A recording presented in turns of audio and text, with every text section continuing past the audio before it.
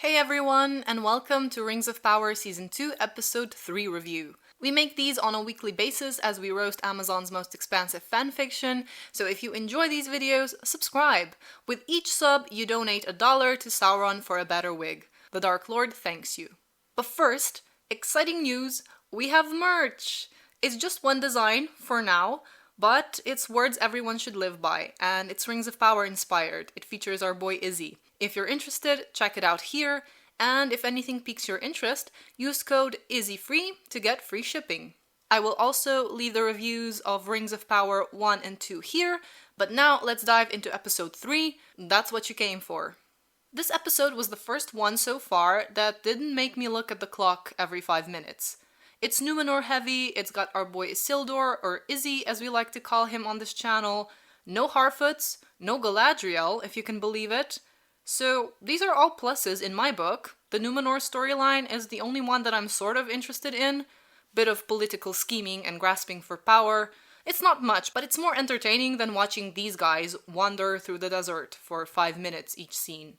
However, this episode does have one big downside besides some of the obvious ones. It's very dark.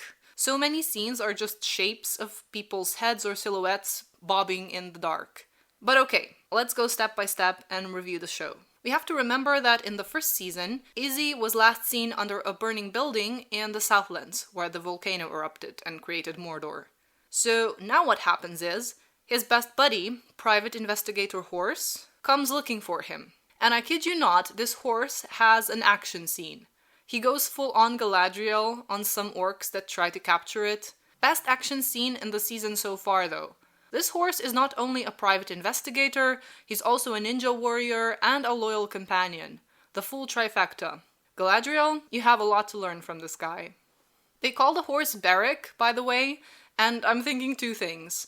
Berek Dondarrion from Game of Thrones, but also Berek, Brego, Izzy, Aragorn, the loyal horse saving his long dark-haired Dunedain protagonist master / companion. It's a memberberry scene, you know it is. Oh, but it doesn't end there. You see, our boy Izzy gets the Frodo treatment. He's somehow found himself in a cave, webbed up, and there's a giant spider who thinks he's a snack. I mean, yeah, okay. And so Izzy has a little fight sequence. It's so dark you can barely see it, but he fights with this orc, and then with a spider who has so much power that he can explode the orc's head. Okay. But our boy Izzy has plot armor, of course. He escapes with his sidekick, and the spiders don't follow them out because of the sunlight. I'm so glad that Izzy, who shouldn't even be alive at this point in history, but is very much alive and an important player later on, and actually in Lord of the Rings prologue as well, I'm so glad that he's managed to survive this. I mean, what a relief. Phew! Then we go to Numenor, where there's a funeral for Tar Palantir, Miriel's father. I was more excited than I thought I would be to see Numenor again. It really is a lovely design, visually. Like, these shelves on the walls are honestly pretty cool. The overall Greco-Roman, Mediterranean style influence they chose for Numenor. It's nice, but again, shame that the show is so hollow and twisted. But it's kinda poetic. A pretty, shiny exterior designed to lure people in and entice them, but when you peek behind the curtain, it's all rotten at its core. So at the funeral, a woman just straight up assaults Miriel. She slaps her across the face. Shamar! She's angry and grieving because she lost a son, but Miriel, instead of having the woman arrested on the spot, she listens to her and even hugs her. I get it. Miriel rules with a gentle hand, she listens to her people, she's empathetic, but you know how many women lost their sons, husbands, brothers?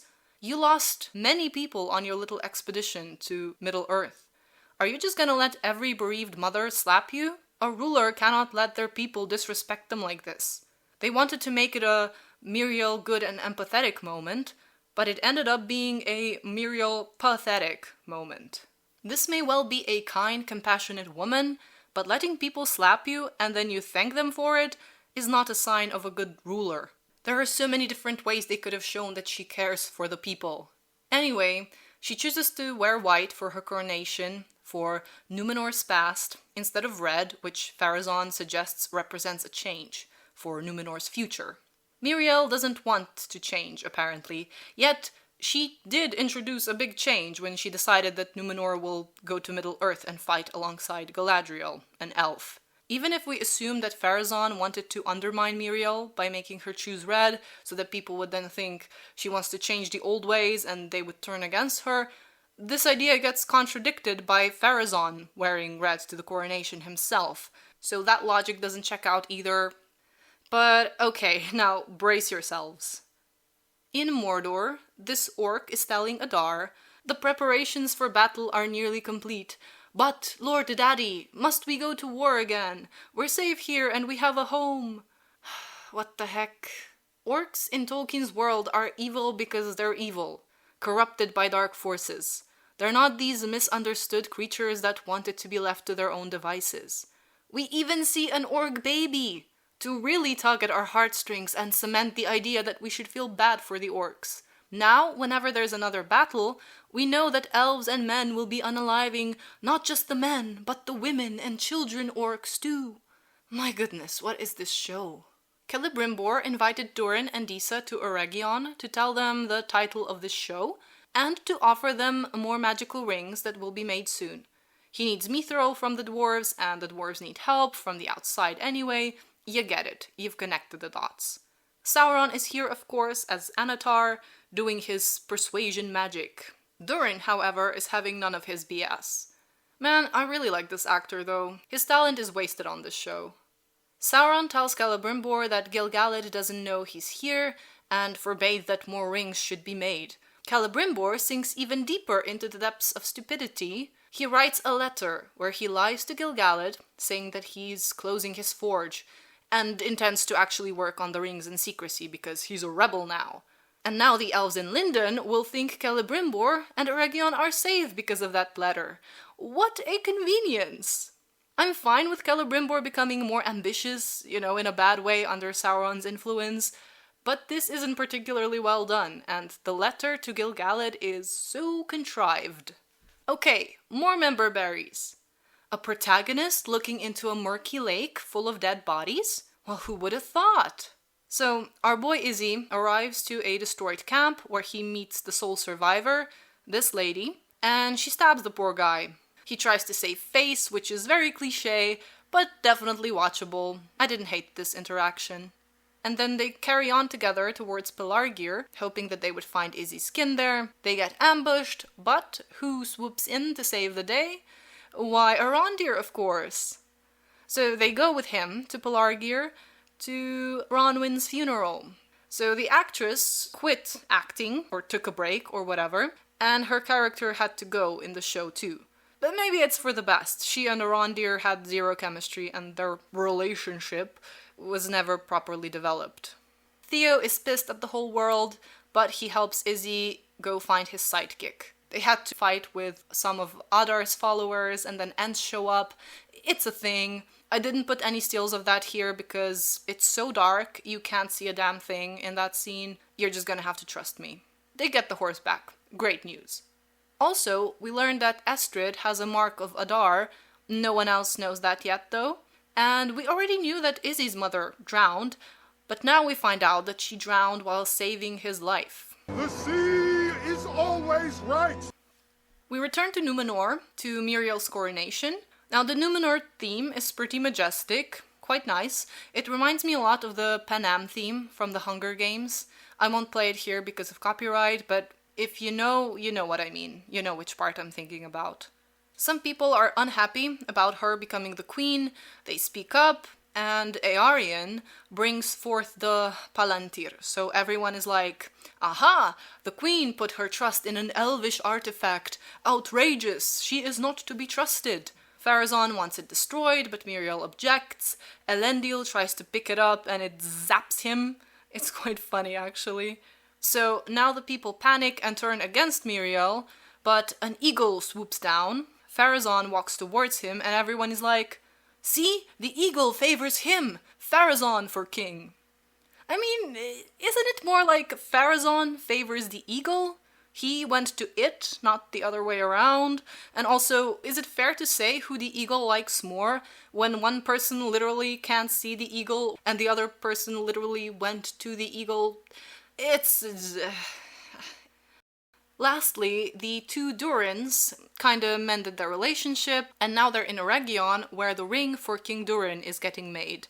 Sauron throws the chunk of mithril into the mix himself, so now we know for sure that this ring is gonna be evil, unlike the other three who are, according to Galadriel, free of Sauron's influence. But this one, now that's a ring of power. A quick little note on the costumes this episode. We have Durin and Disa here. I like their color palettes, but again, why just sprinkle the outfits with gold flakes and gold leaf foil? Where's the embroidery, the brocades, the complementary colors and fabrics? Where is some tailoring? I really want to see some of that. It's just everything is hanging off, and that's on multiple costumes. The ones that have some degree of tailoring and shape to them are probably Elrond and Gil-galad, but everything's just very loose and drapey, which isn't necessarily bad, but I just miss a little bit of diversity in that sense.